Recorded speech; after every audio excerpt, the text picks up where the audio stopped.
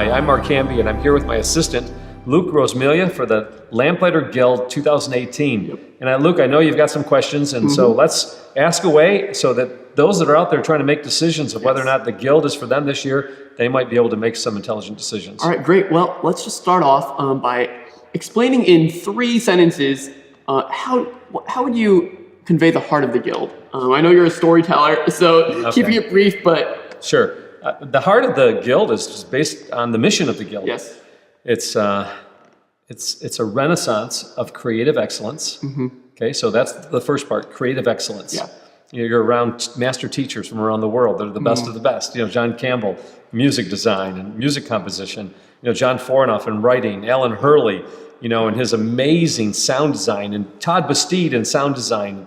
You know, you've got these masters, you know, Kim Winey in photography. She makes photographs come alive. Yep. You know, and then you've got David Sanborn and Rich Swingle and, you know, all of these incredible masters. This year we're going to have Noah Sanders in horticulture. So when you're around masters of that level, so creative excellence, a renaissance of creative excellence. You know, we live in a culture where, you know, I remember starting Lamplighter Publishing, and I remember going to bookstores and seeing predominantly softcover books. And I'm thinking like, and I will not have a softcover book in my library. If I buy a softcover book, I will turn it into a hardcover. I want excellence in every area, whether you eat, whether you drink, whatever you do all for the glory of God. You know, it's like, so we live in this fast-paced, you know, disposable culture. You know, when God created, He created things that are eternal. He created things that are forever, you know, and so I want us as Christians to take on that value, that creativeness that God so possesses in Himself. And so a renaissance of creative excellence that inspires. So what we do in life needs to inspire others, okay? What we do in life needs to serve others. Think about it. Yeah. That's pretty easy if you think about it. Whatever I'm going to do with my life, in some way, it needs to benefit somebody else. So everything that I do, whether you're an accountant, whether you're a musician, whether you're an actor, whether you're a nurse, a doctor, a dentist, whatever you do, it needs to serve somebody else. I'll never forget one of the greatest moments of my life that I was served the best. You ready for this? Yeah. I was in a dentist chair. It's not usually what I think of when I go to the dentist. And I was getting my tooth pulled, a molar that cracked on me. And this dentist walked me through and talked me through to a level where he totally released me from all anxiety. And I said to him afterwards, I said, I have never been approached like that in my life. Usually I go to a dentist like you and you're moving from room to room to room and you stayed with me the entire time. You talked me through it the entire time. You were soft-spoken.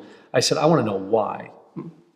What did he say? He said, I try to make sure that every person that sits in this chair is like Jesus Himself, and I want to treat him the very best. And I was like, okay, that got my attention. That's how we need to treat people. So a renaissance of creative excellence that inspires one to know God intimately and proclaim Him passionately and enjoy Him infinitely. That's the Guild. Yes. That's the Guild. And that idea of knowing Him intimately, that's the game changer. That changes everything, because what the students are going to see when they come here is they're going to see masters that are not masters. You know, when you're around, I'm around a lot of professional people around the world. I'm around some of the greatest actors in the world. And some of them are so full of themselves, I cannot wait to get away from them, okay? But others, they're so full of Jesus that you walk away from them and you want to always be with them. You want to be with them all the time. That's what happens at the Guild. The students just cling to these teachers because there's a commonality among them, and this is what it is. These masters that are at the Guild, they have a sense of severe brokenness in their life. They are surrendered individuals, you know? And as a result of that brokenness in their life and that surrenderedness, they're here to serve, you know, and it's different. And if you read go online and read some of the past students, they said, like, I cannot believe that these teachers had an interest in me. I just read that testimony the other day about Patrick Powell, you know, on the bus all the way to Mohawk, and how he sat down and with each of the students wanted to know who they were. So that's it. Renaissance of creative excellence that inspires one to know God intimately, proclaim Him passionately, and enjoy him infinitely. I'm a Christian hedonist. What do you mean by that? A Christian hedonist is someone who lives for pleasure. Well, a humanist is someone who lives for pleasure. A Christian hedonist is someone who lives for the pleasure of God. Yep. You know, and so when you wake up in the morning, it's like, okay, God, here I am. Use me any way you want to use me, and Lord, may we enjoy each other together today. Awesome.